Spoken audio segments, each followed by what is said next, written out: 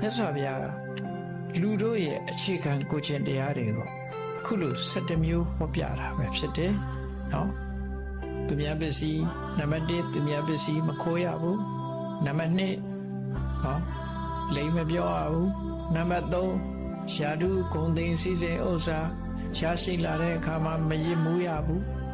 နံပါတ်4တရားသဖြင့်ပစ္စည်းဥစ္စာကိုရှာဖွေရမယ်နံပါတ်5ကောက်ကျစ်ဆင်းလဲတဲ့နည်းနဲ့ပစ္စည်းဥစ္စာမရှာရဘူးနံပါတ်6နော်ပစ္စည်းဥစ္စာတွေရလာတဲ့အခါမှာဒီရှင်မှုမေးလျော့ခြင်းမလုပ်ရဘူးမရှင်မှုရဘူးတို့ဆိုလိုတယ်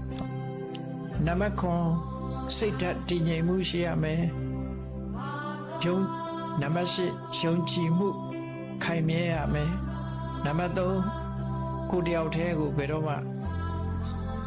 မသုံးပါနဲ့အများနဲ့မျှဝေပြီးကိုမိသားစုနဲ့မျှဝေပြီးကုသိုလ်ကောင်းမှုလုပ်ပြီးတော့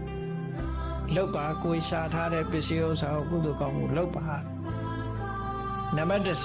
10မျက်မှောက်မှာပဲဖြစ်စေ၊ကြွယ်ရမှာပဲဖြစ်စေသူတော်စင်သူတော်မြတ်တွေကိုတွားပြီးတော့မပြစ်မှားမိပါစေနဲ့ပြစ်မှားတဲ့အလုပ်ကိုမလုပ်ပါနဲ့နံပါတ်17ပြောတဲ့အတိုင်းလုပ်တဲ့အတိုင်းပြောဆိုတာဒါလူတွေအတွက်အခြေခံကိုချင်းတရားတွေကို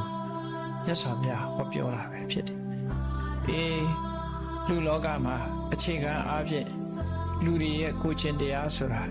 အခုပြောခဲ့တဲ့အချက်တွေပဲဖြစ်တယ်ဘုရားဘာသာဝင်သူတော်စင်များအနေနဲ့မြတ်ဗုဒ္ဓရဲ့အဆုံးအမကိုလိုက်နာသောအဖြစ်ဒီအခြေခံကြတဲ့ကိုချင်းတရားတွေကိုတို့တွေရရှိအောင်ကြိုးစားကြရမှာလို့စိတ်ထဲမှာနှလုံးသွင်းထားဖို့ဖြစ်တယ်